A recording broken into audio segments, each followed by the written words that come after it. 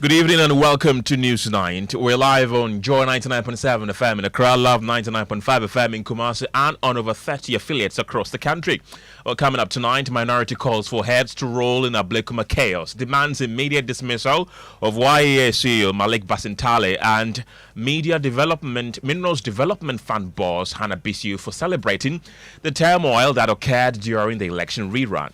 President Mahama must immediately dismiss Dr. Hannah Louisa Bisiu from her position as CEO of the Minerals Development Fund and Malik Basintale from his role as acting CEO of the Youth Employment Agency. Well, the minority has also criticized the Ghana Police Service for the chaos that marred the Ablekuma North rerun. The Ghana Police Service's response raises serious questions about their preparedness and commitment to protecting our electoral process.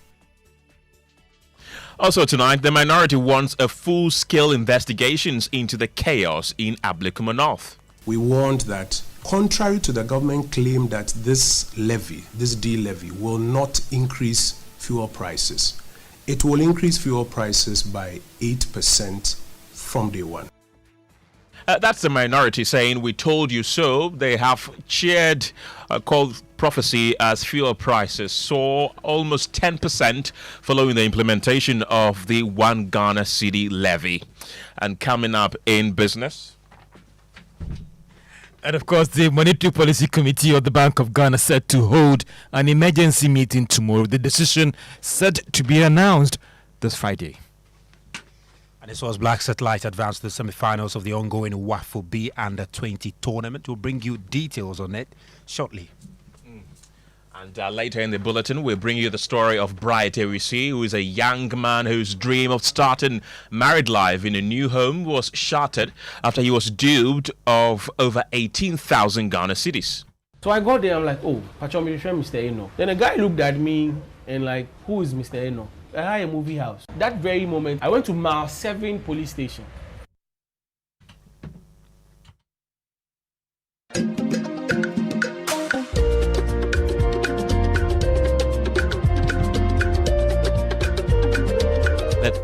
And a bit later, President John Mahama's Ghana Senior High School grabs second chance opportunity to secure nationals spot to keep qualification record intact.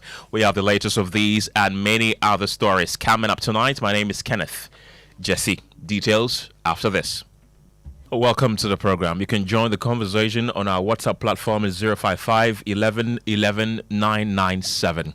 Let's begin from Parliament because the minority in the House is demanding the immediate dismissal of Youth Employment Agency CEO Malik Basintale and Minerals Development Fund boss Hannah Bisiu over what they say is their glorification of the chaos that occurred during the Ablekuma North election rerun last Friday. It will be recalled that a number of polling stations in Ablekuma North were rocked with violence, leading to several injuries. Hannah Bisiu spoke with journalists after the chaos. Let's bring back her interview. I want to put on record that any form of electoral violence, I condemn it. But let nobody ask me, a victim of our commission, to sympathize or empathize with it. I don't. Stay back time. No, if it were to be, no, you see, don't ask certain questions. If you say payback time, it means that I should have gone to slap her. I don't think she even deserves my slap. I'll be wasting my hands and my slap. But what I'm saying is that I'm a victim of our commission. She danced to it. She smiled, she laughed, and I was being beaten. What about those who were killed as a result of a violence at Kaswa? What will you say to their family members? So I don't think I'm the right person for anybody to tell me, oh, I feel sorry for our concern. Did she feel sorry for the one who was beaten? What makes her so special? That if she's been paid by who? Her own party, that I should start crying. I'm very busy. I'm going around, getting people and talking to people to come out and vote. That is my prime interest. So that was Hannah Bisiu speaking to journalists after the violence. Well, the minority tonight is accusing her and Malik Basintale of celebrating the chaos that erupted during the Ablekuma North rerun election. Listen. The most disturbing aspect of the Ablekuma North violence is not just the brutality itself, but the deliberate endorsement and celebration of these attacks by senior government officials. For example, Dr. Hannah Bisiu, Louisa Bisiu, national women's organizer of the NDC, and CEO of the Minerals Development Fund, provided perhaps the most damaging response with her statement that violence begets violence, quote, end quote, and her suggestion that the brutal attacks were somehow justified. Even more shocking is the Facebook post by Malik Basintali, Acting Chief Executive Officer of the Youth Employment Agency and Deputy National Communications Officer of the NDC, who apparently celebrated the man who attacked Honorable Mavis Hawakumsun with a disturbing declaration, and I quote, "From today, I name him the Flying Python," end quote. Sorry, he shall be, quote continues, "he shall be in charge of the 5K Air Force," end quote. This grotesque celebration of violence against a former member of parliament represents a new low in Ghana's political discourse. Both officials hold senior positions in President Mahama's government, and their inflammatory rhetoric actively undermines Ghana's democratic institutions. Their words embolden further lawlessness and signal to potential perpetrators that violence will be excused, justified, and even celebrated by the governing party. Well, the MP for Etiwa West, Laurette Koko Asante, on behalf of the MPP group in Parliament, is demanding that President John Mahama dismisses the two government officials to signal his abhorrence of electoral violence. The President has clearly told the good people of Ghana that, just recently, about a week ago, that if you violate his whole code of conduct, you are going to feel sanctioned. By now, we should have seen a letter being issued dismissing Mr. Semje or suspending him pending further investigation. This is only the right thing to do. The immediate sanctioning of Mr. Semje as acting CEO of the Ghana Gold Board. Clearly, it is an affront on the code of conduct. It is against the Foreign Exchange Act. It is against the Currency Act of the country. And even though the Chief of Staff mentioned that ignorance of the law is not excused, Mr. Jemfi is never ignorant of the law. He's a lawyer of repute and understands clearly the action and the consequences of the action. So he ought to take responsibility for same. Let's still stay in Parliament because the minority wants a full-scale investigation into the chaos in Ablekuma North.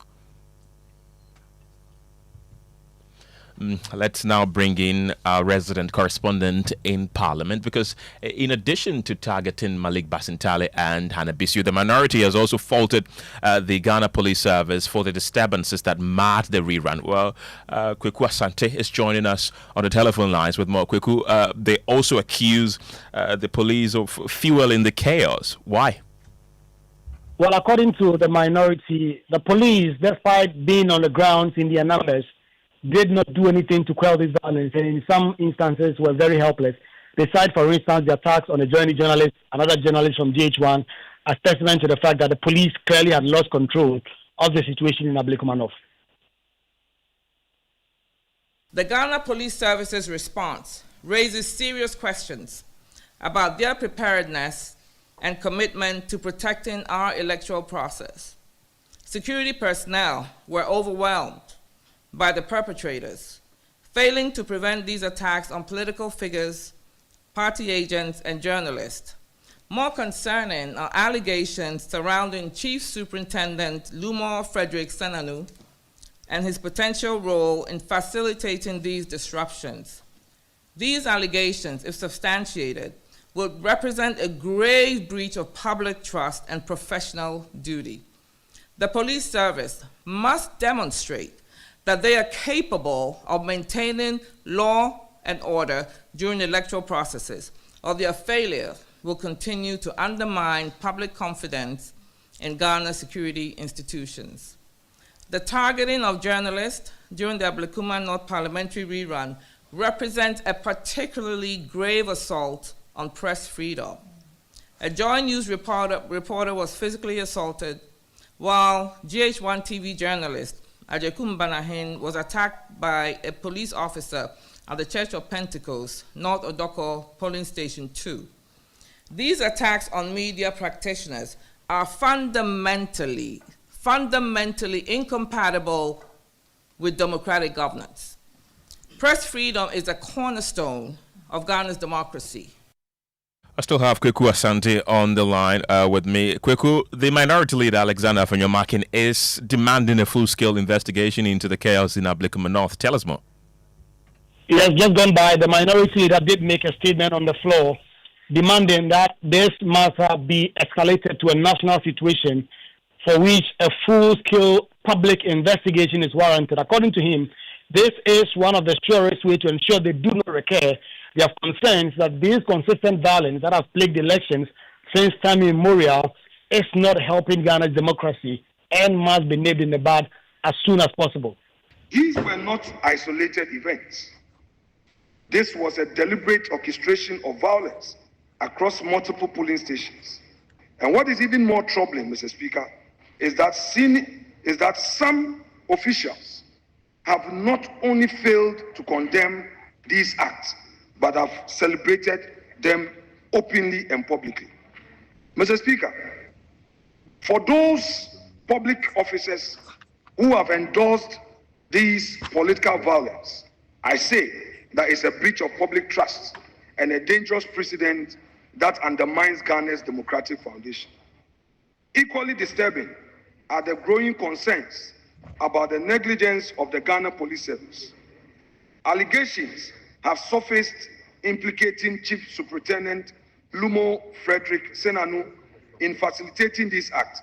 Whether by omission or commission, the police service failed to protect lives and the sanctity of the electoral process. The following: 1. A full-scale investigation into the matter, a full-scale prosecution of individuals that will be identified as perpetrators of the violence, a clear and unambiguous condemnation of the violence from government, including apologies to those who were particularly victimized. Chris Lloyd Ni Kwe, the Deputy National Organizer, Hawa Kumsin, and our candidate Nana Ekuefree.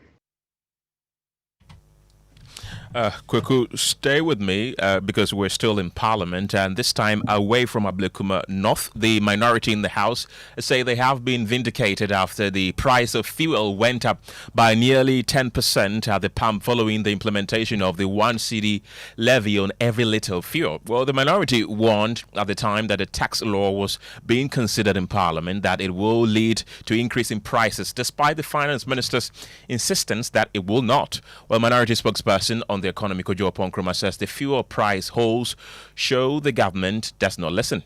So I think the first thing to note today is that the warnings that we gave from the minority caucus have today, unfortunately, seen the light of day.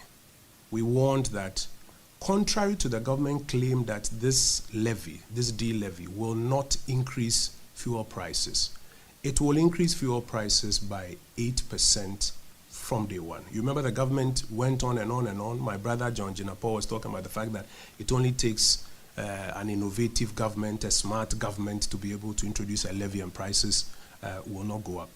The cat is out of the bag. Today, it's gone up by an average about 8%. That's the first point.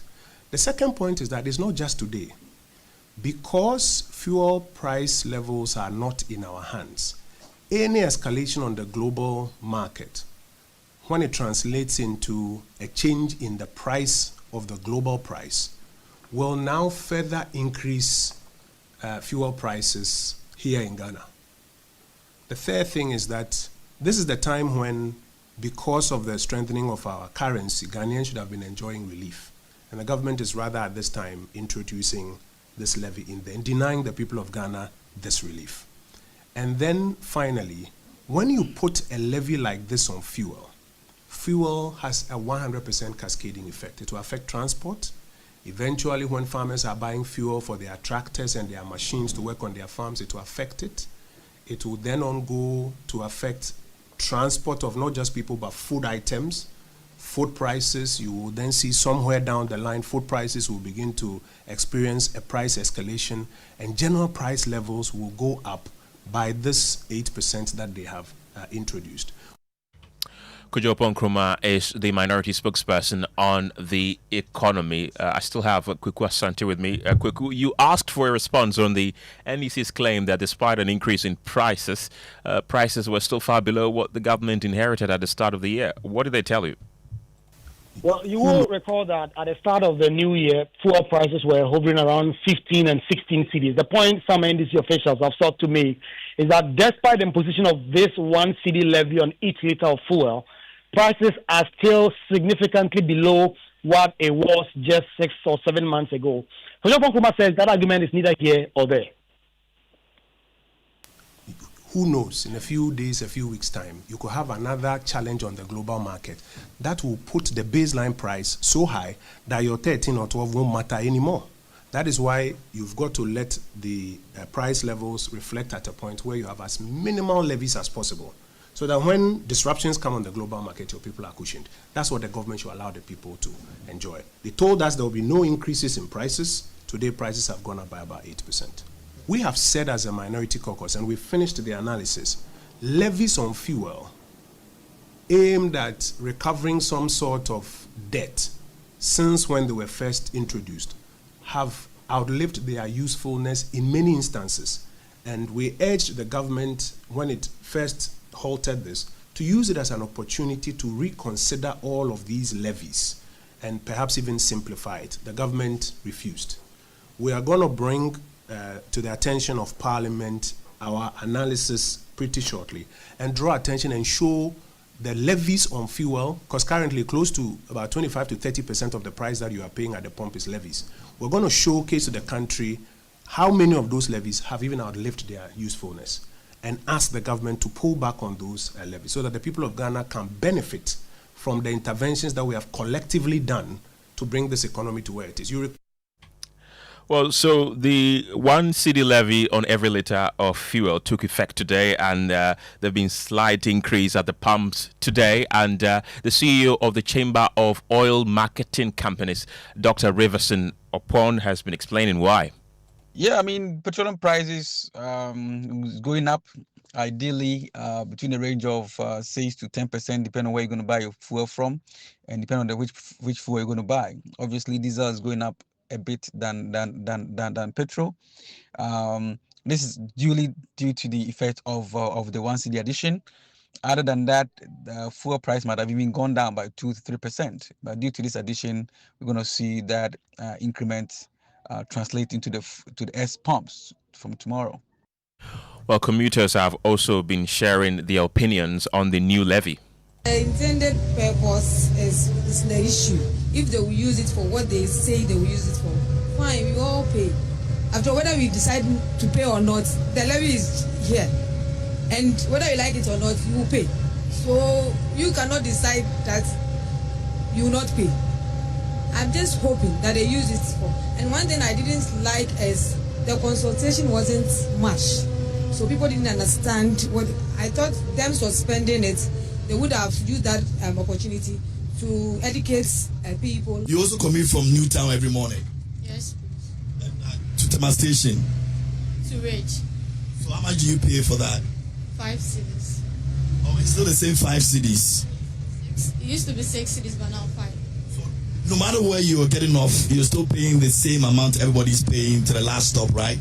Yes, please. Okay. It means that if we're paying 1 Ghana cedis, you're going to pay more later if the drivers decide that they're going to put that burden or that amount of money on the passengers. Are you ready? Well, I'm ready. Since the money they are taking is going to be for the betterment of our future, so I'm in for it. Let's go once again on the telephone lines and speak to Richmond Roxon, who is the spokesperson and head of communications at the Energy Ministry. Richmond, you've had the minority, you've also had commuters. The minority said, "We told you so." The 1% or the 1 cedi levy took effect today, and already people are saying it's biting hard. Is this something that the ministry will, at a point, review, or it's going to be there forever? Thank you very much once again. First, let me state what His Excellency the President said when he assented to the bill.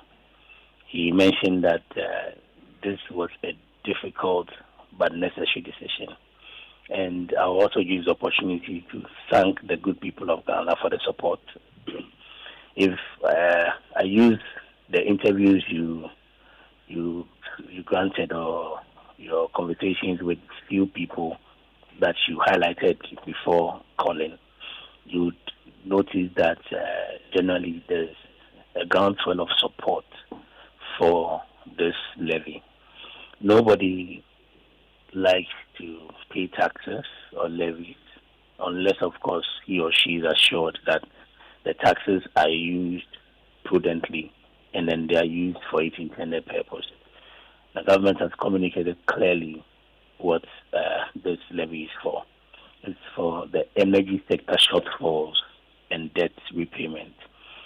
Basically, because of the challenges we have with liquid fuels, which does not form part of the electricity tariff structure, and the debt that we have, this introduction is necessary to salvage the power sector. So, yes, I will thank the people of Ghana for the support. I will thank the stakeholders, COMAC, the support groups, TUC, GPRTU, for their support. And to the minority, it's unfortunate that those who have contributed significantly to the problem that we have today are the ones who are attempting to antagonize the government. Those who are fixing the problems today, rather, should be commended.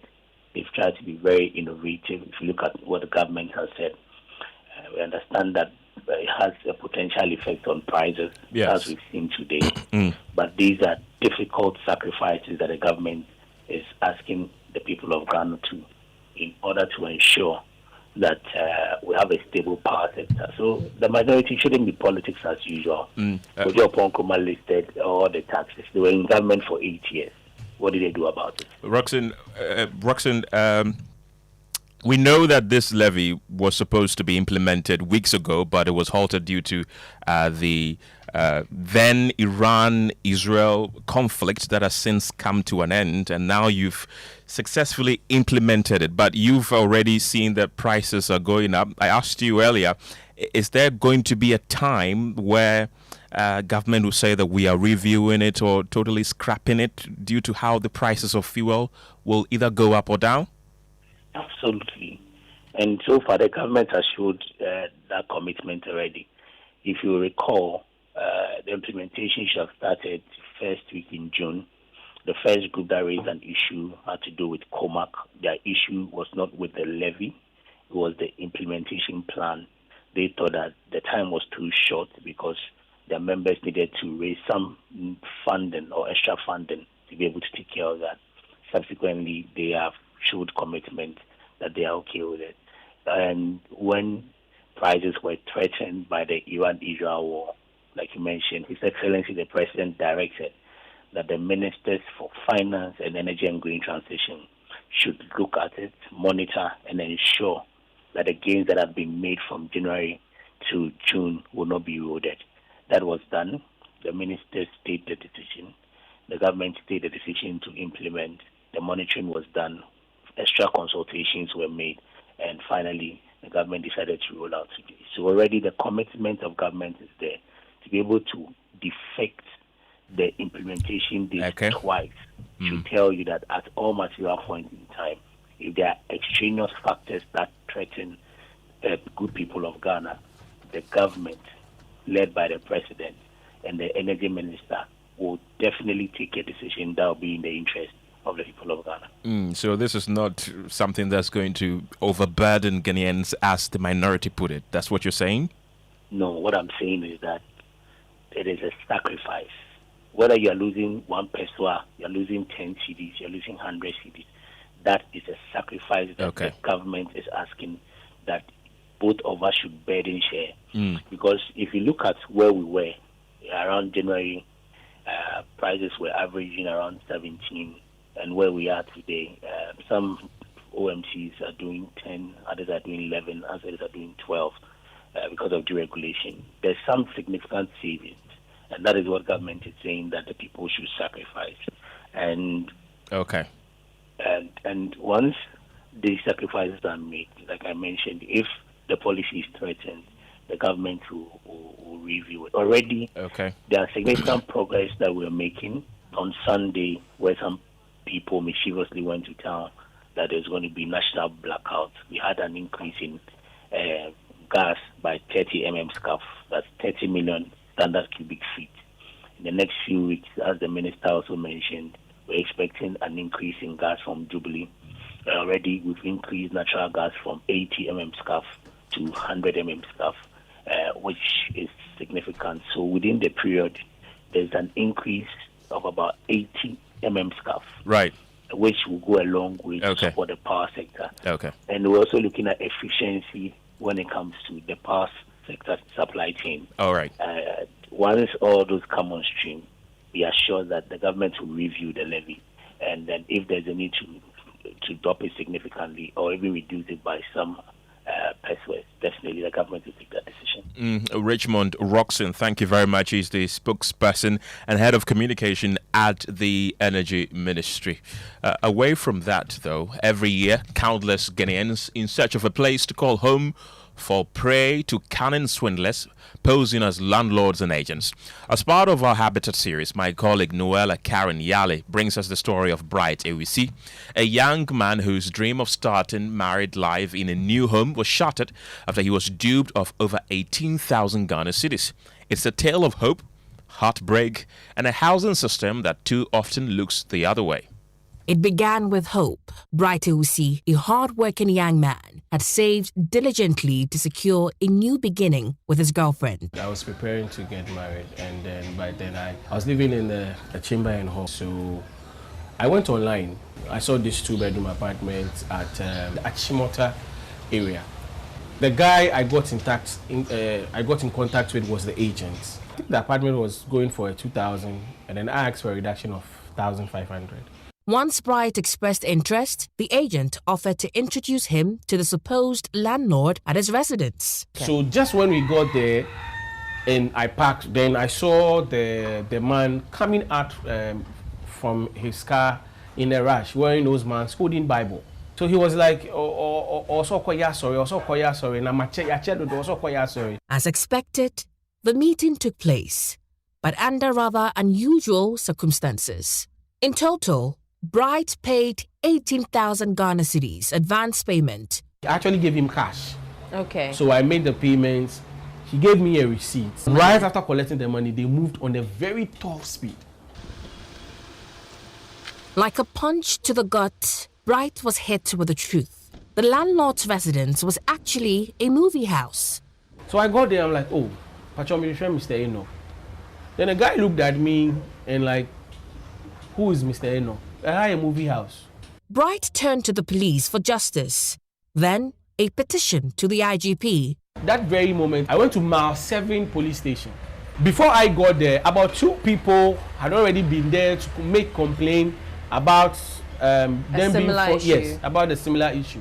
Bright became his own detective, following digital footprint, asking questions and refusing to let go. I just picked my petition and then I dropped it on Facebook. So the Safua lady had a picture of the landlord.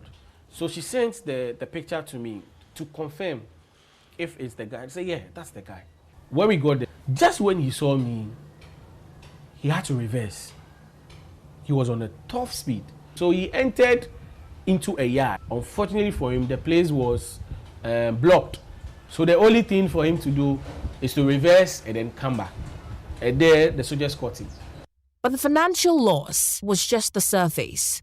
The trauma of betrayal cuts deeper than the pocket. Honestly, when this thing happened to me, I didn't feel like going to look for an apartment myself. So for some time now, when it comes to renting and I just don't want to get involved. I want someone else to do those processes for me. For Bright Ewisi, it wasn't just about losing money. It was about losing trust, peace, and momentarily losing himself.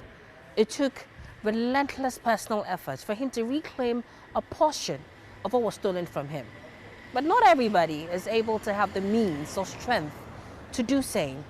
And until Ghana's housing system is cleaned up and better regulated, stories like Brights will keep repeating. I'm Noella Kareniali, and this is for Joy News. You can join the conversation on our WhatsApp platform. It's 055-1111-997. Share with us your thoughts and comments of the stories that we have discussed with you so far. What do you think about all these stories that we've spoken to you, we've delivered to you so far? And it's now time for business, and George Riafe is here with the latest. George, tell us more. Well, coming up in business, the Monetary Policy Committee of the Bank of Ghana set to hold an emergency meeting tomorrow with a decision on the new policy rate that will be announced on Friday.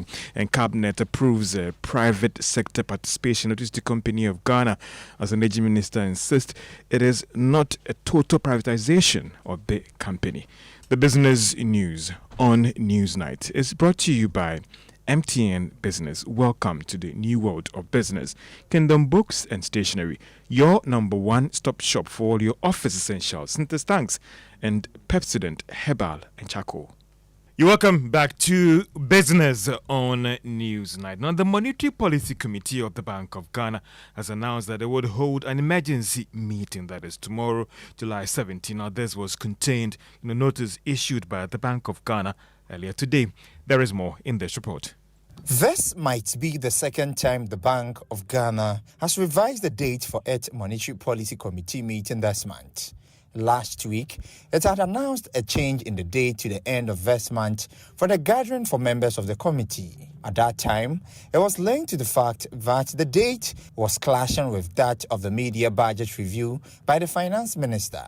So for some, it was interesting that the date has been moved again to this Thursday, July 17, 2025, whilst the policy decision will be announced on July 18, 2025. Sources say the Bank of Ghana now believes that the data about the economy and monetary development should be made known to the public now. This actually breaks the convention, or call it tradition, where the Monetary Policy Committee meeting is held after the media budget review. But is the Bank of Ghana going to respond to the current pressure for policy rate cut? Well, the reaction has been mixed based on our engagement with some of the members of the Monetary Policy Committee. While some are for a rate cut to respond to the current market development like the inflation reduction, others think that they should still wait for a while. The IMF in its latest staff report is pushing for further policy rate tightening, especially at the time that it has also revised its end-year inflation rate target to 8% from the previous target of 12%. Inflation currently stands at 13.7%, so one is not sure whether the policy rate will be cut from the current 28%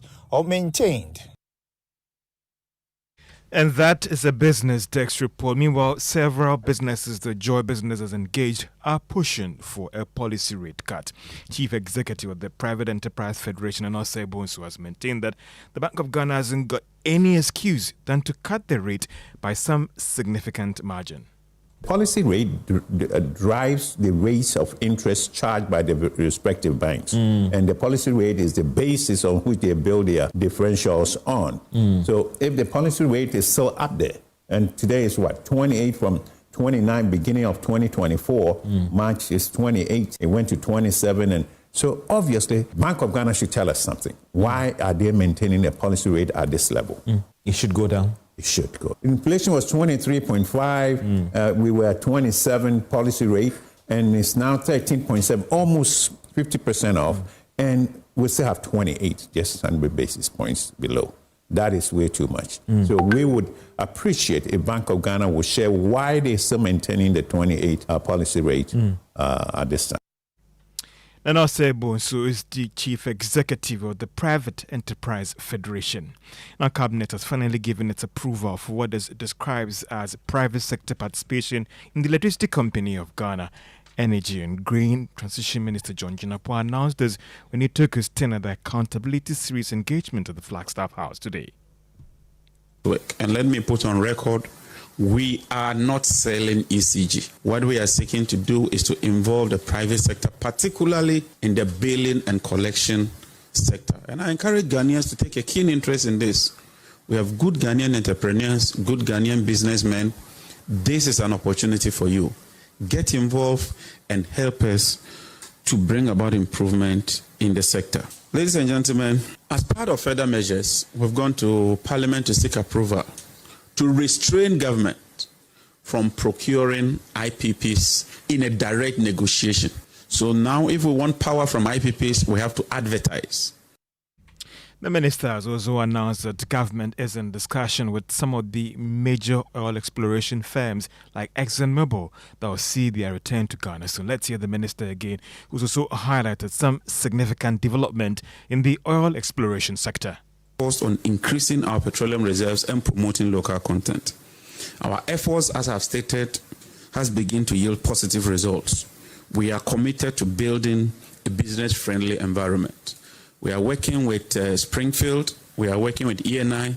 So far, as you may be aware, the unitization debacle, we've resolved it. We are also working with Talo to settle our issues out of court. We are in arbitration. We lost the first case.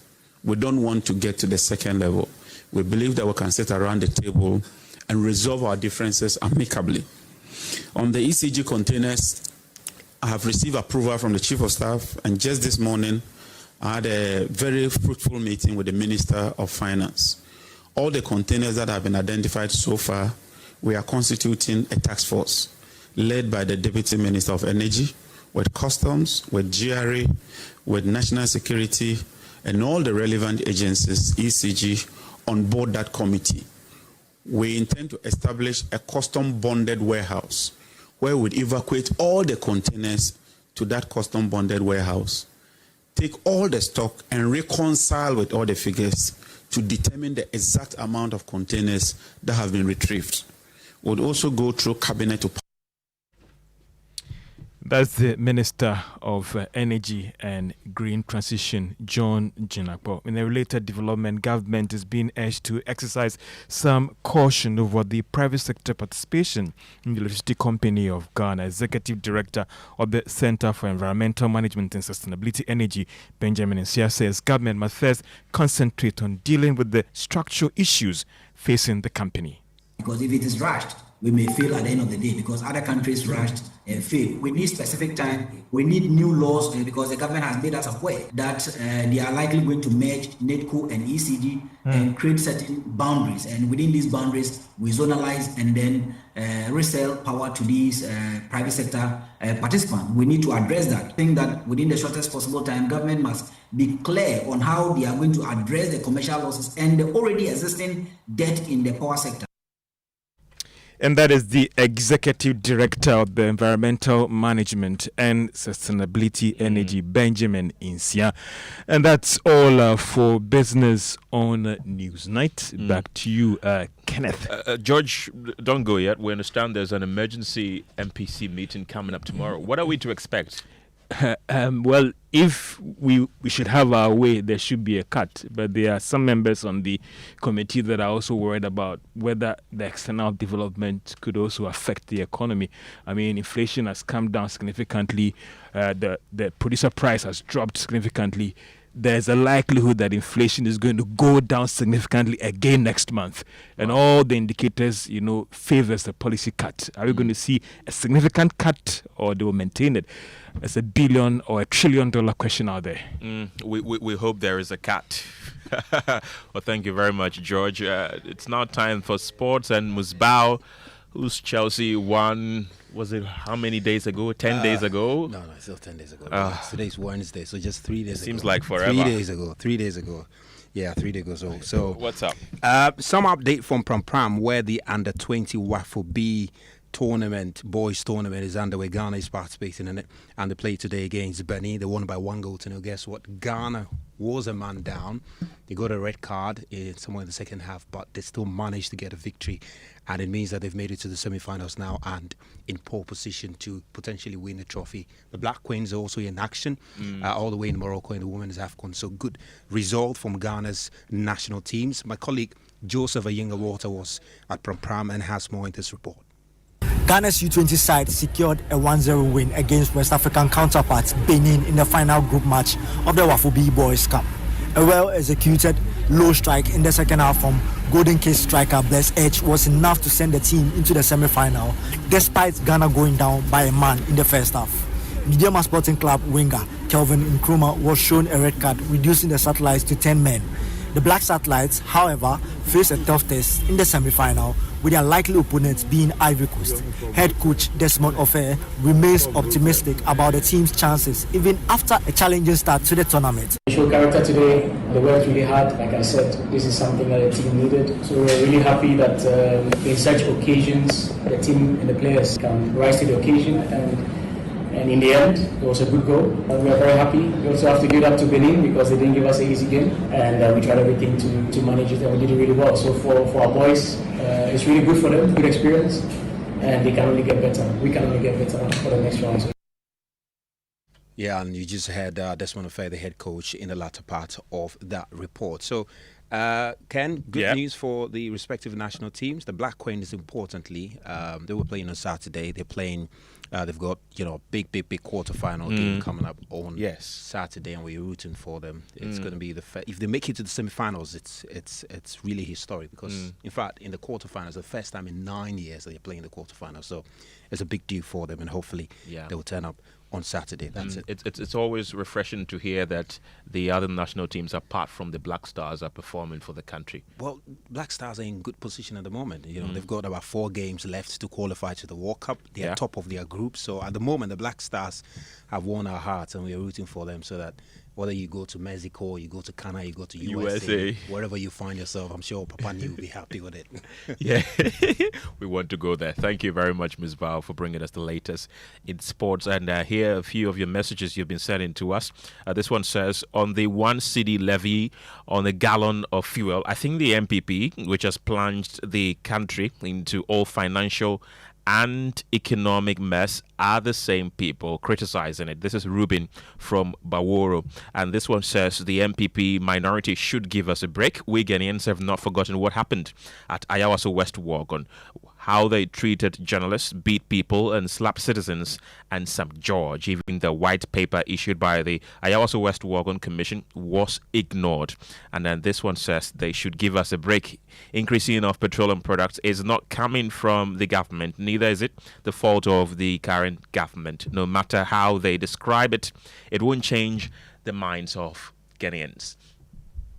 And let's bring you some other stories tonight, because the Energy Minister, John Jinapor, says the government has paid independent power producers more in the last 6 months than the previous administrations did throughout last year. Well, this follows a raft of policy interventions introduced by the government, including strict enforcement of the cash waterfall mechanism by ECG.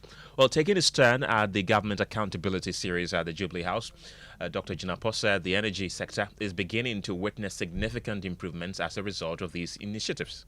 To bring about efficiency and compliance, in February 2025, I directed that ECG fully complies with the cash waterfall mechanism.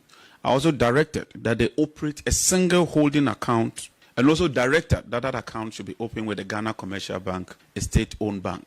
I'm happy to announce that all that has been complied with. This is ensuring that so far there's constant flow of cash to electricity generators, fuel suppliers, Gridco, VRA, and all the other power sector players.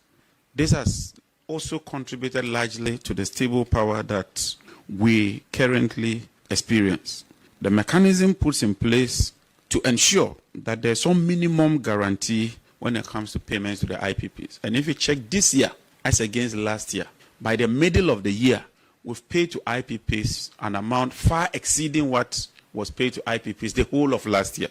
And so in the first 6 months, the amount paid exceed what was paid the whole of last year. And it's because of the prudence and the stringent measures that we've put in place. We are not out of the woods in its entirety, but at least we are seeing significant progress. And if we continue on this trajectory, I'm confident that this sector will see real improvement. Under the instructions of His Excellency the President, I've been directed to review the cash waterfall mechanism allocation to increase efficiency, transparency, and equity in its operations. We are making some additional savings, and we want to ensure that those savings are applied in a judicious and efficient manner to bring about overall efficiency in the sector. Well, let's talk about illegal mining now, because the governing NDC's vice chairman, Yakubu Abanga Hassan, has forcibly rejected allegations linking him to illegal mining activities. He is one of two national executives cited in a high-profile illegal mining investigation. Well, the Attorney General has instructed the Economic and Organized Crime Office, YOCO, to investigate Yakubu Abanga and Joseph Yamin following claims outlined in a report by Professor Frimpong Boatin on illegal mining. Well, in response, Yakubu Abanga expressed his readiness to cooperate fully with investigations to clear his name, emphasizing he has never participated in any mining activities, whether legal or illegal. I have never been involved in any illegal mining activity at any point. These are allegations. These allegations are baseless. They are malicious and calculated attempts, to tarnish my hard-earned reputation, my sister. As of today, I have not received any official communication from the YOCO. But should I be invited, I will avail myself and assist in any way necessary to bring clarity to the matter. But why do you think your name will come up? It's not random, I guess. I don't think they sat there and randomly picked your name and said you are involved in illegal mining activities. This is politics, and it's sometimes a game anyway, how you call it. They mentioned my brother with the national organizer of the party, Honorable Joseph Yamin, alongside that we have up and then form a task force going around the country to extort money from licensed miners or illegal miners through to court. I don't know. Then besides, we are into Galamsey. And there is no iota of truth in these allegations. Let's get onto the telephone lines once again and speak to Dr. Ken Ashigbe, who is the convener of the Media Coalition Against Galamsey. Dr. Ashigbe, thank you for your time. You've long called for action against the people behind illegal mining. Do you see this latest probe by the government as a genuine shift, or is just a political window dressing, you say? Well, good evening. I think that it's important to state that the Ghana Coalition Against Galamsey, we had written to His Excellency the President wanting to meet him. And then he had asked that we meet the Minister for Lands and Natural Resources first. So that meeting was had. And in that meeting, one of the major causes of Galamsey that we wanted the government to deal with was the issue of politically exposed persons who are involved in Galamsey. And we all know, and especially for us, the Media Coalition, it's a matter of, side knowledge that a lot of the Galamsey is done by politically exposed persons. And so this call from the Attorney General is not coming from a vacuum.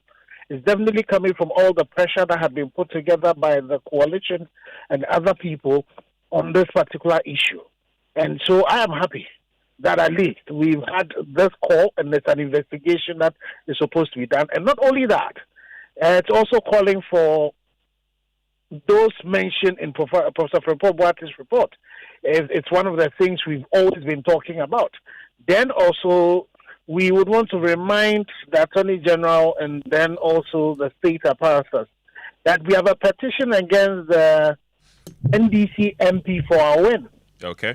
He was being accused by his chiefs of being involved in Galamsey. He says it's not true. He counter-accuses the chiefs. That also needs to be looked at. Okay. There's also the issue of the NDC constituency chairperson for Axim, who is also being accused of involved in Galamsey, trespassing on the land of some large-scale miners. There is also the NDC constituency chairperson for Dunkwao. He was accused on, and it was live on Joy FM when Erastus, one of the Erastus, where he was confronting a legally mandated task force who had gone in to deal, asking that he's not being informed and all of that. Right. So all of these politically exposed persons need to be dealt with. Okay. If we want to really resolve the issue of Galamsey, the illegality and irresponsibility, we need to make sure we're doing this. So, right. Okay, Dr. Kenneth Ashigbe there is the convener of the coalition against Galamsey.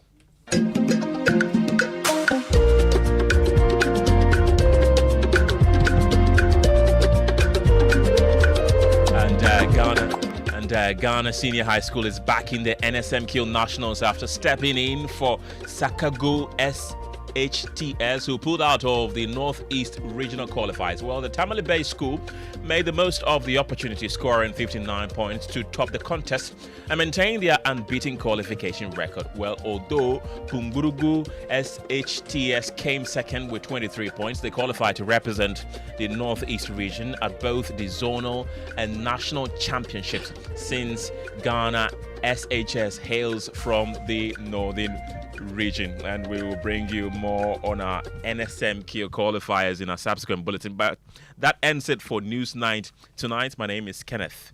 Jesse, up next Hi, is... Kenneth. Hi. Good to see you. Good to see you too. How are you doing? I'm it's been very a while. well, thank you. Yes, it has. Yes, it has. So strong and sassy. Right, what you are you see discussing me, I'm tonight? asking the questions to answer. What's on strong and sassy So tonight? today we're talking about what it takes to really be successful. You know, like we talk about the hustle. Like, oh, Charlie, at the hustle, at the hustle, at the hustle. But, you know, at some point you want to move from at the hustle to I'm counting the money. Right, a soft life. Yeah. Well, soft, hard. You know, as long as there's money. enjoying the fruits of your labor. Exactly. So tonight's conversation is, you know, transitioning from the hustle into the Is that why Kofi has been seated here for the past 30 minutes? I suspect so that he can pick up a few pointers, but perhaps also to look at my beautiful face. Oh, yes. I agree. Indeed. I agree. So do tune in. Strong and Sassy is coming up next. We're also live on Facebook, so you can go on there. Thank you so much. Thank you too. Take us away.